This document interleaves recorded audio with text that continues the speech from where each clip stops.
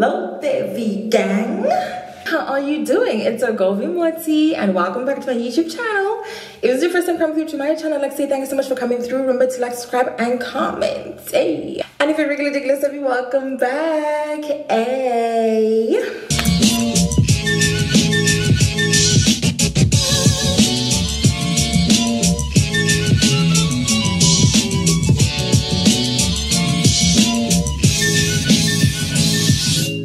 Subscribe.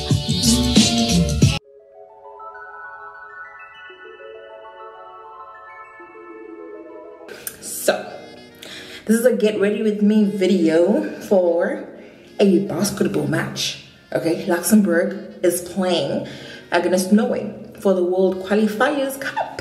Okay, so we will see who will win. So there's a lot of things that need to go into play. I have been planning on bleaching my hair anyway, and then the makeup of it and getting ready and whatever, and then skedaddling for the game. So we're gonna start off with bleaching my hair using our very trusted bleach hair opener, as they like to call it, which I still find a very odd name, but that's what we're going to use. And also, we are going to be talking about how to cut off people. When to know it is time to cut them off, okay? And how to do it. Starters, let's just talk a bit about what is in this pack. They gave gloves. Love it. So I don't have to stain my hands. And then here we have the oxidant cream. Yep, it's focusing on my face, I know, but this is oxidant cream. And then we have the bleach powder. Yes, it is from Turkey. Yes, it is. It actually is. And then we have a disposable towel, which is so thoughtful. I actually had gone to take out a disposable towel because I was like, I don't need one. Doesn't smell bad. It smells of hair product of some sort. Let's get into it. All right, so I cut my bottle and this is what it looks like. So the first thing that I would like to talk about is if your friend doesn't respect your boundaries. I think any healthy friendship should have boundaries. There's nothing like there is no boundaries in this friendship, then that's definitely a toxic situation. You should have boundaries. If you do not want to be called 9 p.m., that is you. You know, your friend should be able to respect that. If you don't want last minute plans and you prefer to be told in advance the plans that someone may have for you to be up to for that day, for that week, or whatever, because you're a planned out person, then your friend needs to respect that, because everybody's different and they function differently. And as I have been speaking on this friendship series, we are all adulting, you know, all managing life as best as we can. So it will only make sense for friends to be able to talk about what boundaries work for each person and be able to respect that, you know, be able to know that Sandra, I don't know why I always use Sandra as an example, but Sandra doesn't like last minute plans. She prefers to be planned ahead of time. It's a good thing, because also, how are you a last minute person all the time? Not like once in a while, but every single time, every plan you plan is last minute. Why are you like that? Why are you not an organized person? So let's say, for example, you function best having been told in advance plans, then your friends need to respect that. They need to know that, yep, this is how Sandra works and that's how she gets things done. So you have a series of situations where your friends don't respect your boundaries. Well, we used to we have a problem, because what do you mean?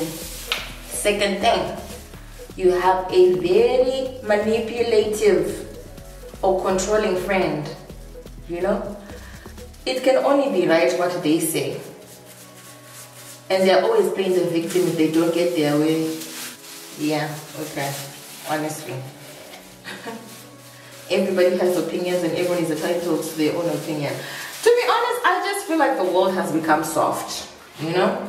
It's a world full of sissy babies and like people who can't take criticism and take other people's opinions, because I don't understand. You are forcing me to agree with what you are saying, but I cannot have a say in the same matter that you are forcing me to agree with you on. Can you see how it's very manipulative and rude and vindictive and playing victim and whatever? Because in the same breath that you're demanding that I accept your opinion, is the same breath you should allow me to have my own opinion. That, you know, I know I'm taking this too deep, but like, yeah, I just feel like the world has become soft and full of sissy babies who are easily offended, which is very weird because the world is not really a nice place. And yes, people function from a point of kindness, but not everyone is like that.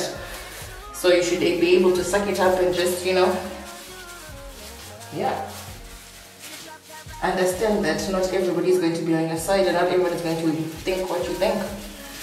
So in a friendship, if there's a power dynamic which makes you feel like your friend is manipulative and controlling, then that's your telltale side. It's time to cut that person off.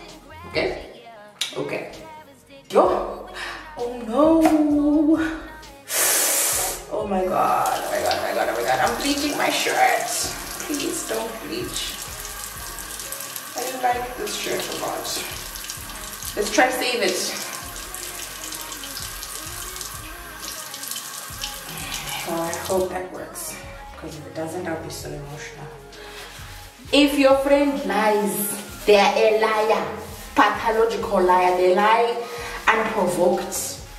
Their mission in life is to lie. For reasons best known to them, they just like to lie. My sister, my brother, you don't need a friend like that. You really do not.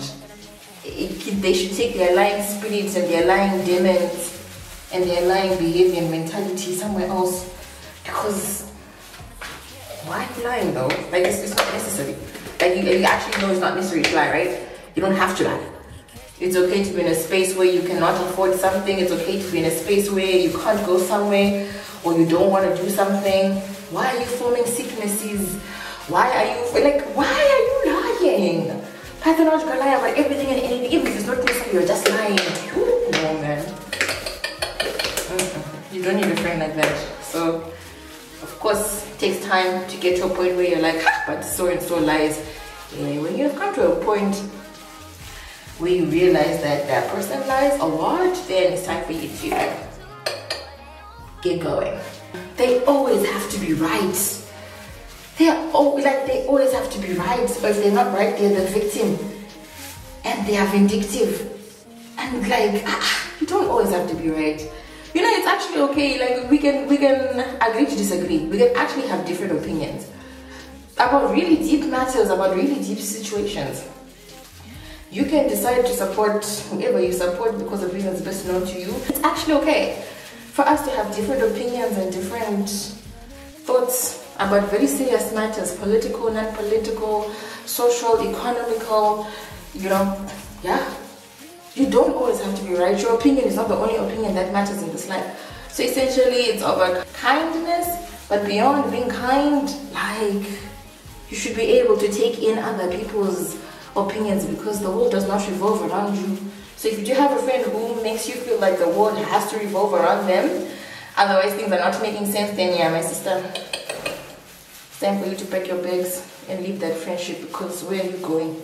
Them having to be the victim at all times, you know, they want everyone else to be feeling sorry for them, feeling bad for them. Yeah, no, that's not a good, conducive friendship in my opinion. So basically, I make sure that the bleach is everywhere, all over my hair. Yeah, and then from there, we will cover it when your friends are judgmental. Look, there's something about constructive criticism that I absolutely appreciate in friendships.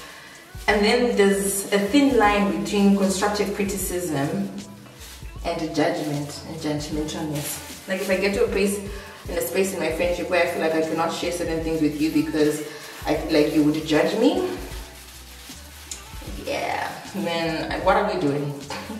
What are we doing and where are we going? Because in a friendship I should be able to share with you anything and everything. Not necessarily that you will support me, because obviously if you're doing madness as a friend, I should be able to tell you, my sister, are you on the verge of running mad? You know? But there's a very thin line, very thin line between judgmentalness and constructive criticism. And I think constructive criticism comes with love, you know? It comes from a place of love, and you should be able to tell the difference, unless of course you are playing the victim and you're vindictive, and then at this point you are the drama. You're the drama, you're the problem, because if you come to me as your friend and ask for my opinion on a matter and I give it to you and then you say I am being judgmental, there's a thin line, as I said. Sometimes you're just being stupid and I'm just telling you that you're being stupid. There's nothing to do with judgment. It's just, why are you making such poor choices and poor life decisions for yourself? You know what I mean? Like, but I'm also at that space in my life where I wouldn't give my opinion unless it's asked of, because I do feel like we're all adults and we're all entitled to make our own decisions. So unless you literally be like, hey, guy, what do you think about ABCD? Trust and believe I'm not sharing my 2 cents unless you ask me. Yes. If the friendship makes you feel like it's all about them taking and not giving, you're never receiving from them, your cup is never overflowing with wisdom, with love, with time, with other things that may incorporate your friendship dynamics, then that friendship is no good for you. You will run on fumes real soon, and you will start to hate that person or dislike that person, just have zero energy for that person. So it better not be a you give and they take, or you take and they give. It takes 2 sides to make a friendship work. So if you're putting in the effort and you feel like it's one-sided, high chances it's time to cut off that friendship, and then we will definitely talk about how to cut off friends when I'm doing my makeup. I'm just gonna cover my hair with the plastic. I'm coming.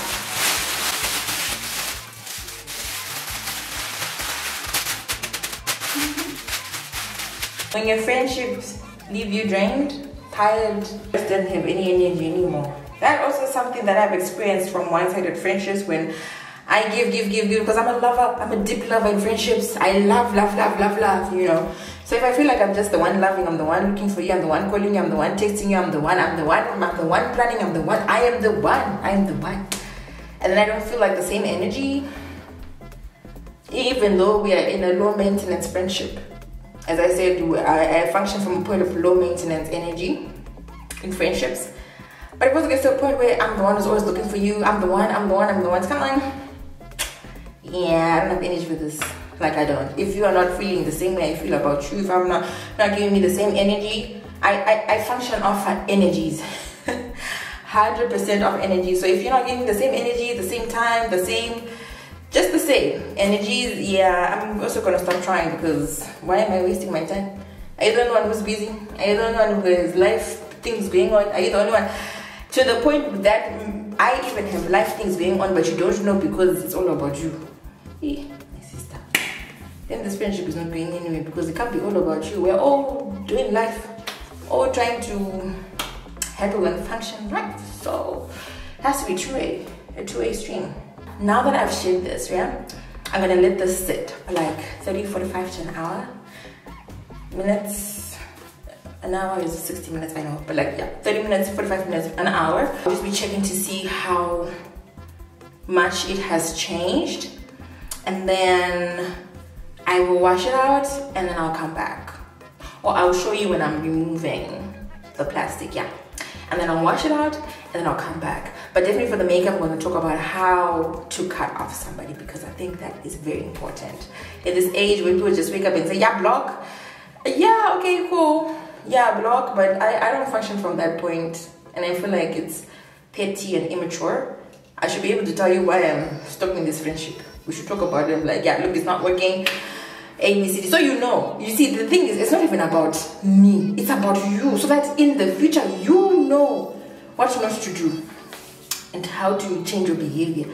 Because maybe, you know, just like, oh my gosh, that girl, she just blocked me. I don't know what I did to her. You know, and it's a me problem now. But you're the drama, so should be able to talk about it. If I'm the drama, you should be able to like, look girl, you did A, B, C, D, and I don't like it, and I don't think I can, I mean, I can forgive you, but I don't think this friendship can go any further because of those are my reasons. I would understand you. I would try, but you're not entitled to take me back as your friend if I've offended you. There's no way that's written. So if you really feel like I can't do this, then you know you can't do this. So yep, be back after these messages.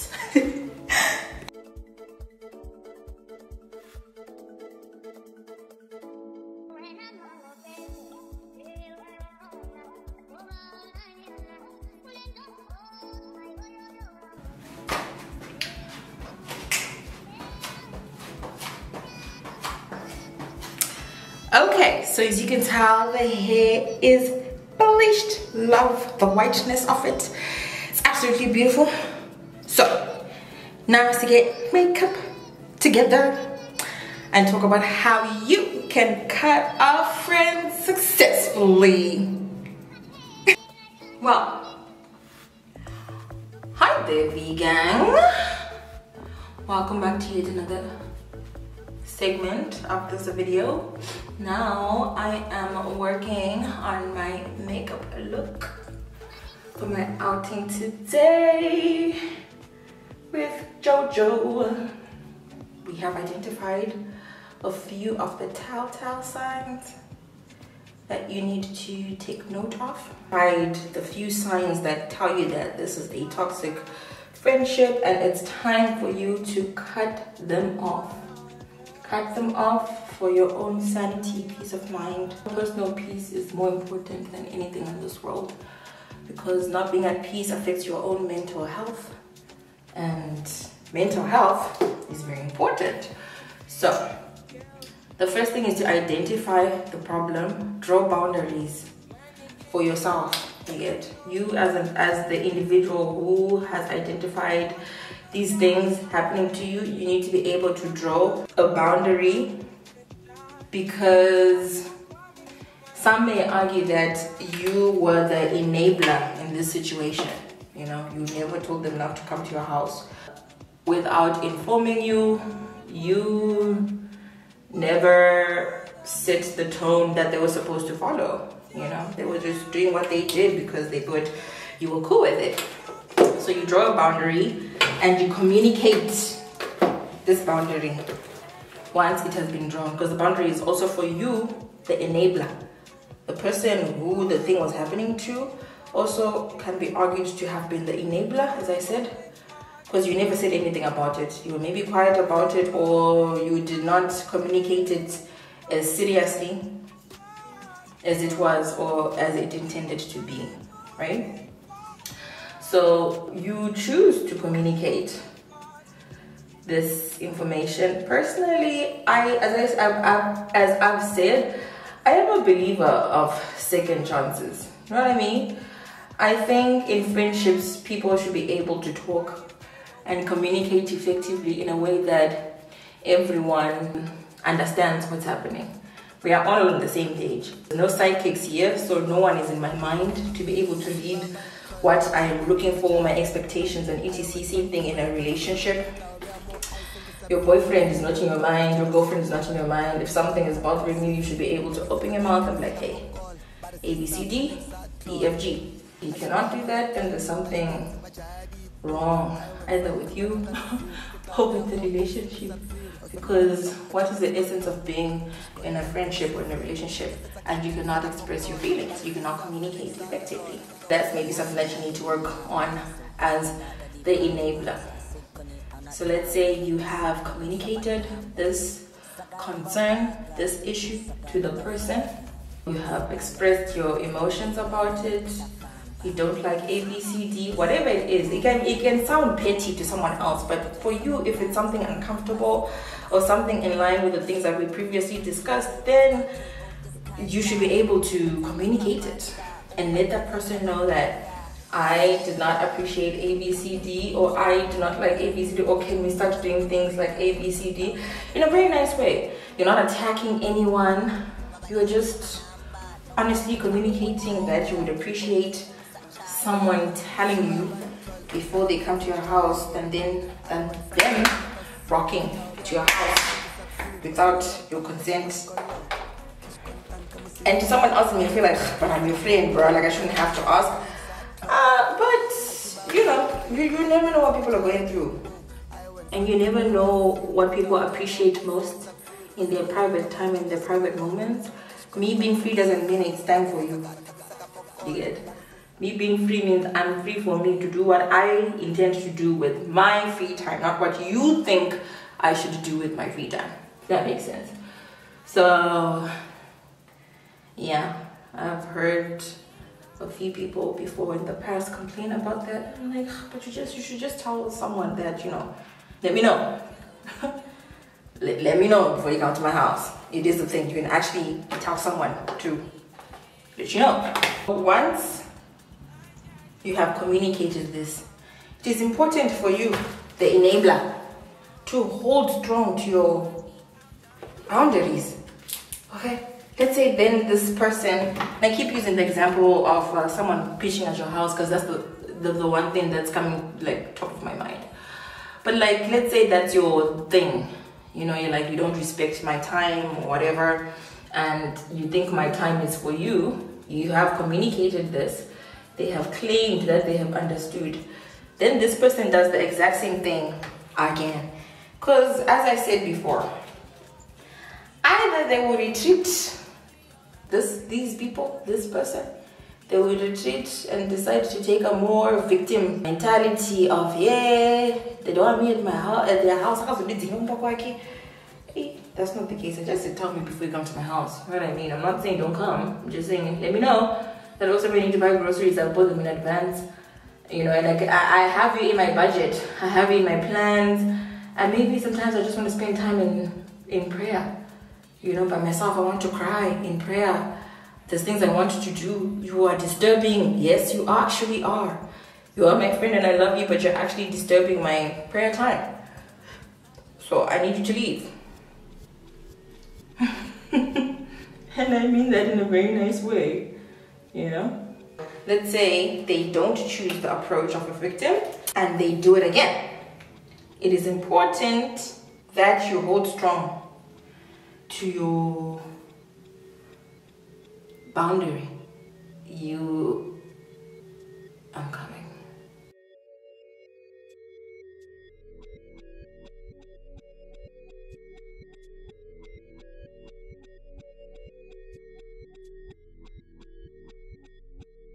So yes, it is 100% important that you hold steadfast to your boundaries that you have set. That person comes, you should be able to open your door. Well, I know others can choose to like ignore the door entirely, which is cool. But I would rather open the door and say, hey, this is not a good time for me right now. Thinking, let's reschedule. Yeah, but I came all the way here. Da, da, da. Yeah, I know that. And I feel sorry for you. And I feel bad for you that you came all the way. But I'm in prayer. And this is not the right time for us to have this hangout session right now. If you are actually in prayer. Not saying lie, but you know, let's take the German approach to things. Let's not sugarcoat things in a nice way though. I'm not saying be rude and attackful and all that stuff. No, in a very nice way, you should be able to dismiss someone, especially because you had this conversation before.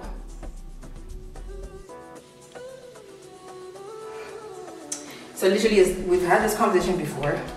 I'd appreciate it if you'd tell me before you rock up at my house that you're coming, so I can prepare for you, and also, you know, if I have any other plans or whatever. Yeah, because you don't come to my house unannounced. Expect a response, right? This is when you communicate grievance, when you communicate something uncomfortable, you should 100% expect a response. As I said, some could take this in a victim mentality situation. Some may understand entirely and change their routine. And some will test you further to see if you're being very serious. So whichever reaction these people choose to take, you need to be able to manage toxicity, okay? Because as we said, this is a toxic environment, toxic situation, so this could go in many different ways. If this person is vindictive, they'll obviously take their vindictive side out. If this person is a liar, they'll probably lie to the next person about how you kick them out through the roof of your house and how you're a bad person. So now you need to be able to manage toxicity, because high chances are there is going to be a toxic reaction if this person is not normal. Generally, like, they're not a normal person. Expect to be able to learn how to manage toxicity, because I'm sure they will not go down easy without a fight. Toxic people are toxic. I also think that it's important for you to stand your ground, that they also know that, you know, life does not revolve around them. Other people and other things also prevail. So as the person who has brought up a complaint, you should be able to manage the reaction, because you 100% get a reaction, especially when you call out someone. So that's another video we could do. We would talk about how to manage toxicity and how to manage toxic reactions, because maybe this is like beyond you. This is the boss, you know. This is a boss who doesn't respect your boundaries. What do you do? How do you then manage that? In a toxic environment in an office, that's another topic we'll talk about. That pretty much brings me to the end of this video, okay? And what I wanted to talk about with regards to toxicity. In the event that this reaction is not amicable, then it's time for you to let this person know. As I said, we're now at an age and a stage where at least I believe we should be able to talk about it. And I should be able to tell you, look, this friendship is going south. It's going south, south, and southeast. And I don't think that I can continue in this friendship. And you just let each other know that it's been nice, you know. I wish you well in life, but I don't think we can go any further with this friendship. And you cut them off. That is the last time you have to talk to them, engage with them, interact with them. That's pretty much it. The whole process of it, full extent. And you're never in a position where it feels like, I never tried. You know? As I said, I am big on giving people chances, especially, you know, we spoke about this. Where's the light going?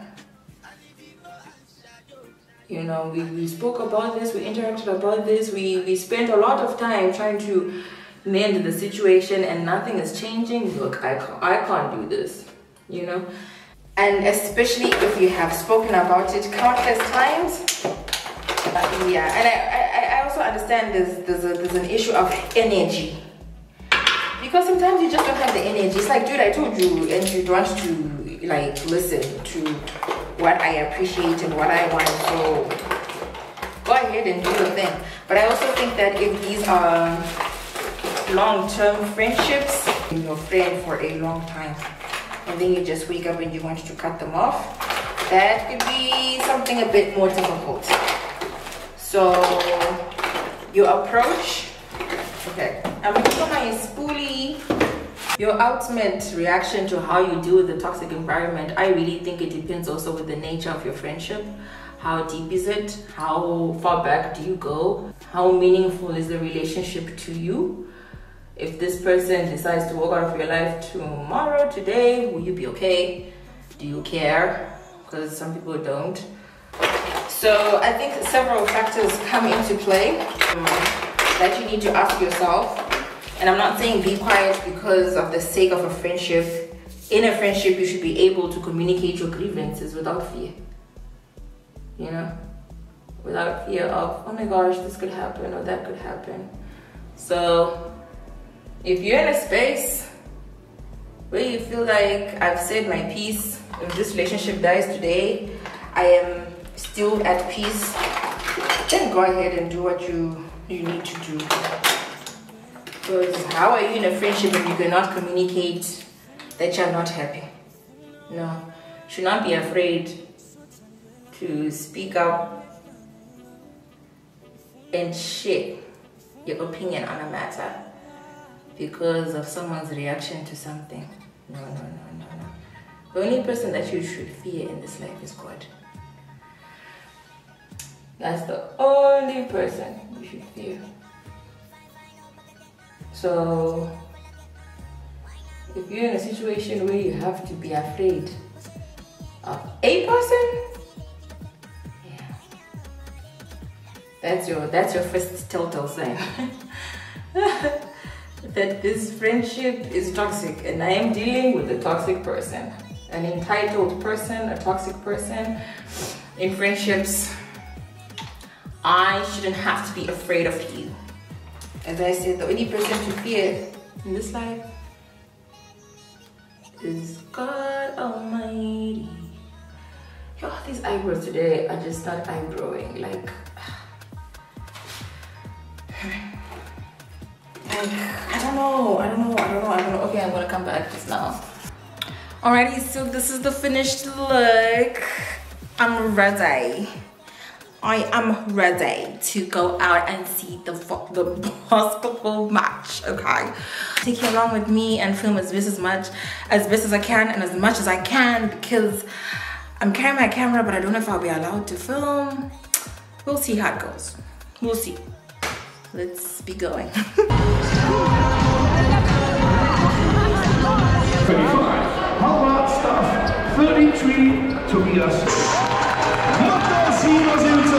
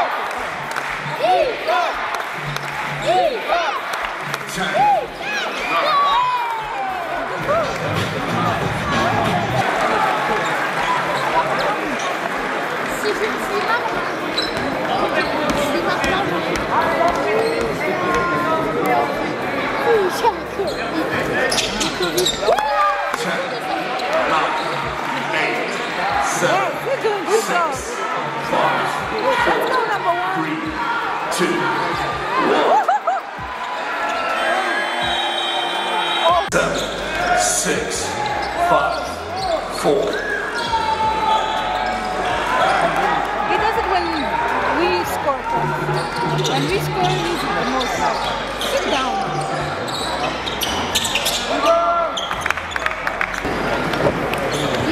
So Luxembourg lost to Norway, but after that we've made our way to Pizza Hut to eat some food. Thank you so much for watching. See you in my next upload. God bless you.